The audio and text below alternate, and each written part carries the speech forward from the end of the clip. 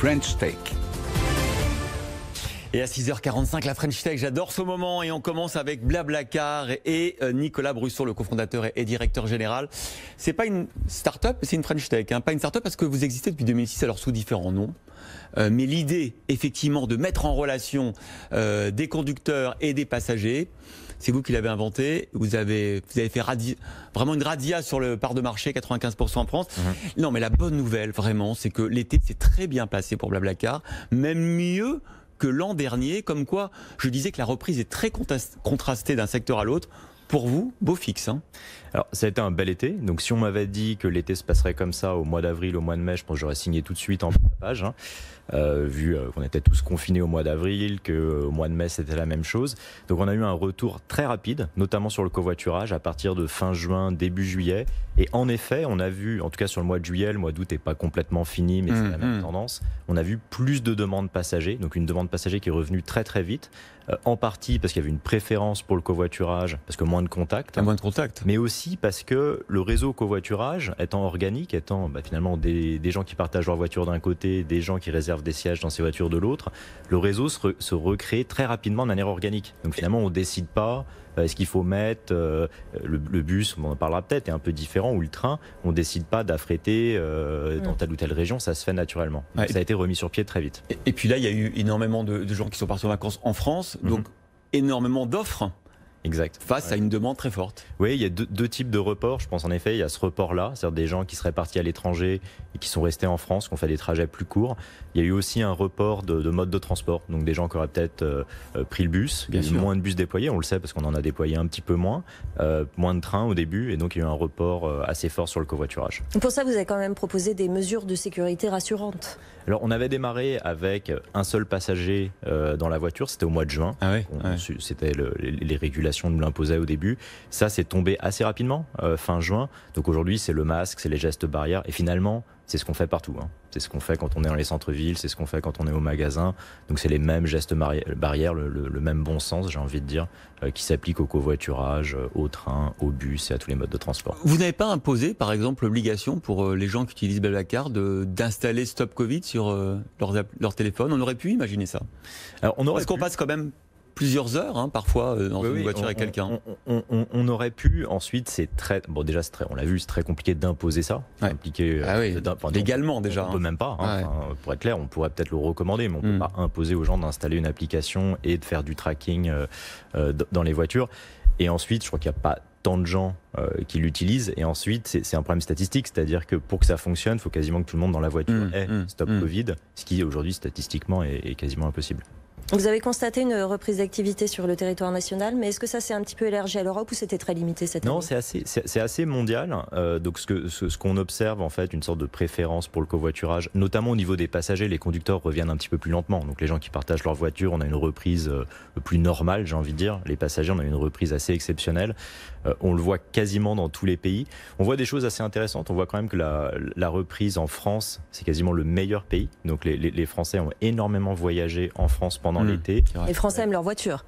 Aiment les voitures. Oui, et je pense les Européens, mais c'est vrai que les Français, mais c'était un contraste assez marrant pour nous avec l'Allemagne. L'Allemagne a repris un peu plus lentement, alors que finalement, si on regarde la gestion de crise et le nombre de cas et le nombre de morts en Allemagne, il y en avait moins qu'en France. Et pourtant, ça a repris un peu plus lentement en Allemagne qu'en France.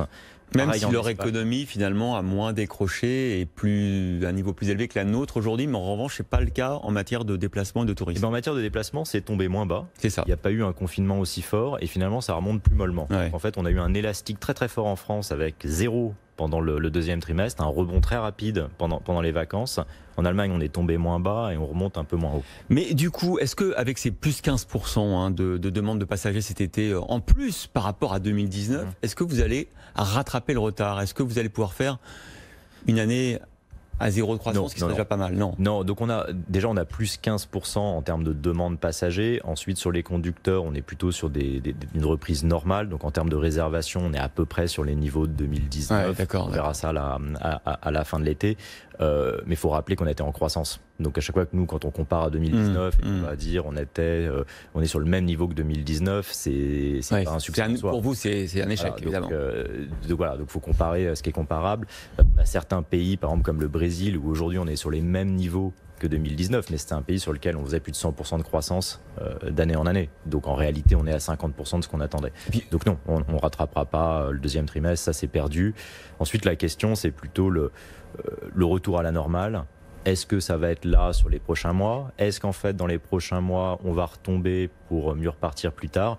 Et là, on est entré dans cette phase imprédictible. Et finalement, juste pour finir très rapidement là-dessus, le modèle de Blablacar qui est finalement très agile, où on n'a pas des trains, on n'a pas des avions, on ne possède pas les voitures, permet d'absorber beaucoup mieux en fait ces chocs, ou en tout cas cette demande imprédictible, parce qu'on ne se pose pas la question de combien de voitures on doit déployer à tel endroit. Alors justement, vous aviez commencé avant le confinement à aller vers un nouveau modèle, celui des Blablabus.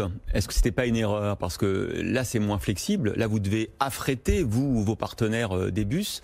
Est-ce que finalement vous n'êtes pas un peu éloigné de votre modèle? Parce que là pour le coup, j'imagine que les chiffres sont pas très bons. Oui, alors en termes de besoins, c'est vraiment le même besoin. Et d'ailleurs, on le voit, c'est-à-dire qu'aujourd'hui, on est en train de rassembler toute cette demande passagers sur la plateforme Blablacar. Et on voit quand on amène des passagers qui étaient sur Ouibus, Blablabus, sur Blablacar, la moitié changent d'avis, prennent un covoiturage, ou ceux qui voulaient un covoiturage prennent un bus. Donc il y a ce côté plateforme multimodale qui est très important et qui fonctionne très très bien. Donc ça, je veux dire, ça c'est la bonne chose, c'est qu'on a beaucoup plus d'offres et donc on permet de transporter beaucoup plus de passagers. Le modèle reste assez flexible dans le sens où on travaille avec beaucoup de partenaires. Et sur la reprise, là, on a fait plus attention. C'est-à-dire qu'on a démarré avec en gros 30% du réseau 2019, puis on est monté en puissance en voyant la demande monter. Et on utilise d'ailleurs le covoiturage comme sonde de ce qui se passe. C'est-à-dire qu'on voit très vite avec le covoiturage s'il y a beaucoup de demandes, en Bretagne, dans le Grand Ouest, dans les Alpes. Donc vous pouvez vous appuyer sur les algorithmes des Blablacar pour faire des Blablabus. Oui, parce que le Blablacar nous donne très rapidement en avance de phase où les gens voyagent, est-ce qu'il y a beaucoup de demandes, est-ce que ça tombe dans une région, et ça nous permet d'ajuster, peut-être pas en temps réel, mais à 1-2 semaines près, d'ajuster progressivement le réseau de bus. La rentrée pointe le bout de son nez, avec évidemment la reprise peut-être de l'épidémie dans les semaines qui viennent. Vous avez peur de l'installation massive du télétravail en entreprise? Alors là, je pense que la rentrée, en fait, on va parler beaucoup moins des trajets à longue distance, puis on va parler du domicile travail. Ouais. Donc là, on a un produit qui s'appelle Blabla Lines, qui est le petit frère ou la petite sœur de Blablacar sur le domicile travail.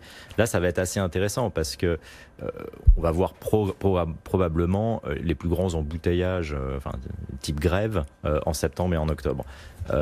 Est-ce que ça va pousser le covoiturage domicile travail? Probablement. On verra, mais ça reste assez incertain. Mais c'est sûr que la rentrée va être assez intéressante en termes de domicile travail. Merci beaucoup, d'avoir pour nous fait le bilan de cet été plutôt positif quand même pour Blablacar.